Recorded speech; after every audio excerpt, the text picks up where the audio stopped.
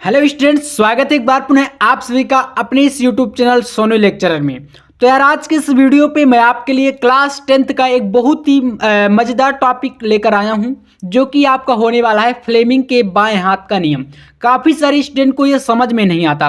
देखिए बहुत ही ज़्यादा आसान है, ठीक है। यहाँ पर इसमें बाएं हाथ का नियम मतलब एक नियम दिया था फ्लेमिंग ने, जो कि कहाँ पर लागू होता है। जैसे कि इसमें एक प्रकार से हमारा बायां हाथ है, ठीक है। इसमें अगर मैं आपको यहाँ पर दिखाऊं, आप देख पा रहे होंगे, मैं आपको यहाँ पर बहुत ही इजी तरीके में समझाऊंगा इसमें क्या क्या होता है। जैसे इसमें समझिए, कह रहा है कि जब हम अपने बाएं हाथ का अंगूठा, ठीक है, जैसे कि हमारा बायां हाथ है, ये अंगूठा हो गया, समझिएगा थोड़ा सा।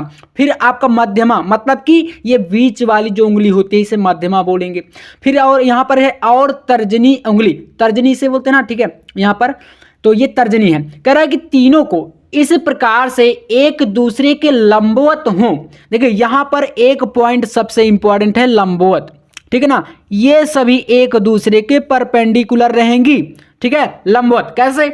जैसे यहां पर है, अब अगर हमारा अंगूठा ये अगर ऊपर की तरफ है तो ये जो आपकी तर्जनी उंगली होगी, ये आपका इन दोनों के बीच का जो कोण होगा यहां पर 90 डिग्री होना चाहिए, तभी तो लंबवत होंगी एक दूसरे के।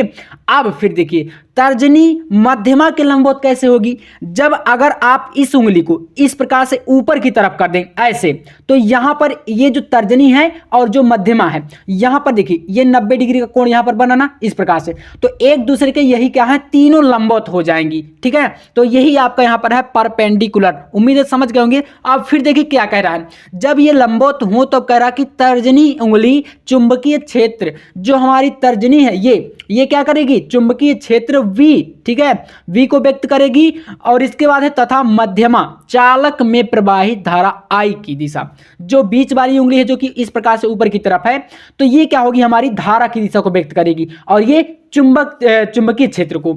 और जो आपकी यहाँ पर अंगूठा ये किसको करेगा, तो यहाँ पर देखिए करा कि यहाँ पर तर्जनी जो है चुंबकीय क्षेत्र को, और मध्यमा क्या है, चालक की दिशा, और जो अंगूठा होगा हमारा ये, तो ये हमारा बल की दिशा को, जैसे यहाँ पर है ना कि प्रवाहित धारा I की दिशा को दर्शाती है हमारी मध्यमा उंगली, तथा अंगूठा चालक पर लगने वाले बल F को प्रदर्शित करेगा।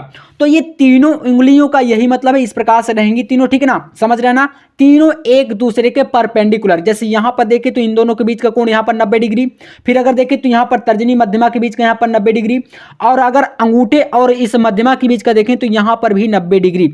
आप 3D में बनाएंगे तो आपको समझ में आ जाएगा। बस यही होता है आपका फ्लेमिंग का बाएं हाथ का नियम। उम्मीद करूंगा समझ गए होंगे। ऐसे ही इंपॉर्टेंट वीडियो के लिए चैनल को सब्सक्राइब कर लीजिए। मिलते हैं नेक्स्ट वीडियो में, तब तक के लिए जय हिंद, वंदे मातरम।